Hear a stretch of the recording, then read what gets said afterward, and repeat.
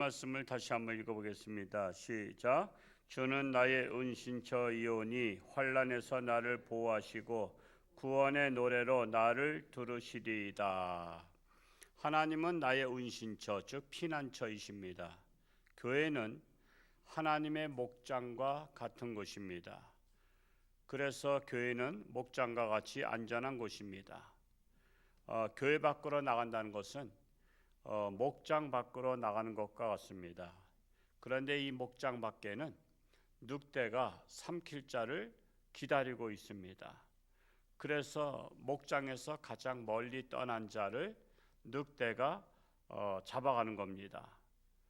그래서 이 목장 안에는 육체가 오는 것이 중요한 것이 아니라 육체는 하나의 가마 같은 거예요. 가마. 이 가마 안에 뭐 사람이 타고 있잖아요. 그것처럼 육체의 안에 마음을 싣고 오는 겁니다. 마음. 그래서 육체가 오는 것이 육체도 오는 게 중요하지만 그 안에 누구를 싣고 와야 되냐면 마음을 싣고 와야 돼요. 그래서 그 마음이 하나님의 목장에 가고 싶은 마음이 들어야 육체가 발동하는 겁니다. 근데 마음이 없어요. 그러면 육체도 안 가요. 육체가 안 가요. 육체는 마음이 원하는 곳을 가요. 그래서 마음이 이번 주일날은 저 속초에 바람 쐬러 가야 되겠다. 그러면은 육체는 마음이 원하는 데로다가 속초에다 내려다 놔요. 그 속초에다 내려다 놓으니까 거기서 좋다 하고 속초에서 지내는 거예요. 그래서 우리는 마음이 육체를 다스리는데, 그래서 이 마음이 내가 하나님의 집에, 하나님의 목장에 가야 되겠다. 그러면 육체가 그 마음 주인을 싣고서 이 하나님의 목장에 오는 거예요. 그래서 이 목장, 하나님의 목장 안에는 마음을 피하는 장소, 즉 은신처다라고 말할 수 있어요. 그런데 하나님의 목장에서 마음이 떠나면 늑대는 마음을 빼앗는 거예요. 일반 그 산의 짐승은 육체를 빼앗지만 사탄은 마음을 빼앗습니다. 그래서 이 사탄 같은 늑대가 이 하나님의 목장에서 마음이 멀리 떠난 자를 잡아먹는 거예요. 그래서 사탄은 마음을 빼앗아서 잡아가기 때문에 그 이후에는 다시 하나님의 목장에 갈 마음이 없어져 버린 거예요. 갈 마음이. 그래서 마음을 떠나면요, 마음이 없어요. 마음이 없어. 그게 갈 마음이 없어. 그래서 여러분 하나님의 목장에서 떠난 마음들 보세요. 아무리 전화하고 아무리 만나고 아무리 해도요, 마음이 없기 때문에 갈 마음이 없는 거예요. 그러니까 마음 뺏기면요, 거기엔 천하 장사 아무도 없어요. 뭐 그냥 성도라고 해서 마음 뺏기니까 그러긴 하지만 안수 집사도 마음 뺏기면요, 그때는 갈 마음이 없어요. 권사도 갈 마음이 없어. 장로도 없어. 심지어 목사도 마음 뺏기면요, 하나님의 목장에 갈 마음이 없다니까. 그럼 어떻게 저분이 목사님이 왜 그럴까? 장로님이 왜 그럴까? 안수 집사님이 왜 저래? 그런데 마음을 뺏기면 어쩔 수 없는 거예요. 그러니까 마음을 뺏겼기 때문에 아무리 오라 해도 안 오는 거예요. 마음이 없으니까. 갈 마음이 없거든. 그래서 우리가 마음을 뺏기지 않도록 조심해야 되는데, 잠언 4장 23절에 보면 모든 지킬 만한 것 중에 더욱 내 마음을 지키라 했어요. 그래서 마음을 지키라는 거예요. 마음을 지켜라. 마음을 뺏기지 말라는 거죠. 왜? 생명의 근원이 이에서 남이니라. 생명이 마음속에 들어있기 때문에. 그 마음속에 들어있기 때문에 생명을 뺏기는 것 같아요. 마음을 뺏겨가면 생명 뺏기는 거예요. 그래서 마음을 지키라는 것입니다. 8절 말씀 읽어볼까요? 8절 시작. 내가 내 갈 길을 가르쳐 보이고 너를 주목하여 훈계하리로다.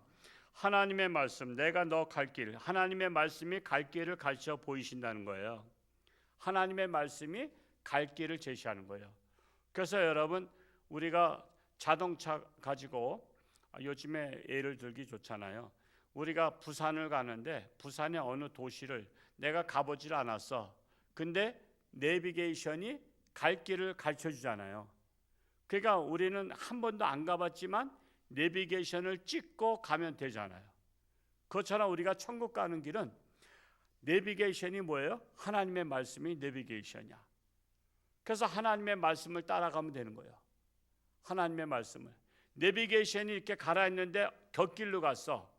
그러면 어떻게 해요? 땡땡 그러잖아. 그래 돌아가시오 그러잖아. 돌아가시오 그래. 그것처럼 우리가 하나님의 말씀에서 벗어나면 그때부터는 산전수전 겪게 되는 거예요. 산전수전. 그래서 다시 돌아와야 돼. 다시 돌아와야 돼. 다시 돌아와야만이 정상적인 길로 갈 수 있어요. 그래서 요한복음 14장 6절에 예수께서 이르시기를 내가 곧 길이요 진리요 생명이니 나로 말미암지 않고는 하나님 아버지께로 갈 자가 없느니라. 저 예수님이 길이라는 거예요. 예수님이 길이라는 게 뭐예요? 예수님의 말씀이잖아요. 태초에 말씀이 계시니라.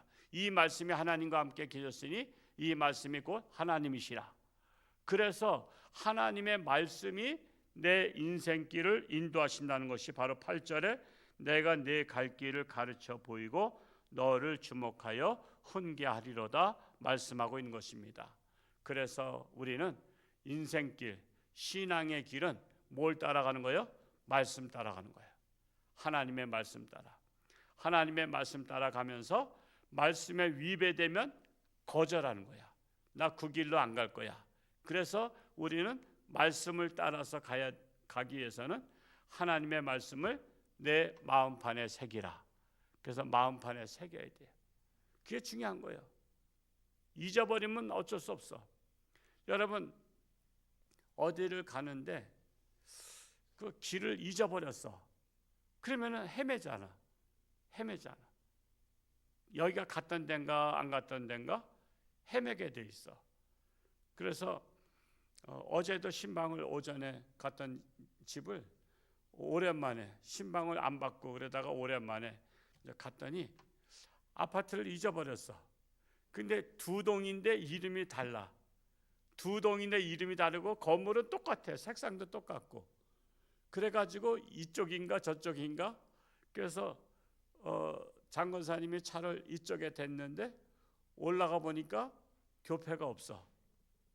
이게 아닌가벼 그런 거야. 이게 아닌가벼. 그래서 전화를 했더니 또 아파트 이름이 똑같은 아파트인데 그냥 청소래처럼 똑같이 생겼는데 하나는 다른 아파트고 하나는 다른 아파트야. 그래서 이쪽으로 또 들어갔더니 거기야. 그러니까 잊어버리면 헤매게 돼 있어. 잊어버리면 우리가 하나님의 말씀을 잊어버리면 인생을 헤매요. 그러니까 할 수 있으면 늘 하나님의 말씀을 마음판에 새겨야 돼. 그래야 그 말씀이 내 인생길을 올바르게 인도하고 아무데나 헛된 길로 가지 않게 한다는 사실입니다. 오늘 토요일 맞이해서 날씨가 비가 오지만 내일은 비가 안 오리라고 생각하는데 그렇죠? 와요? 내일도 와? 내일도 조금 와?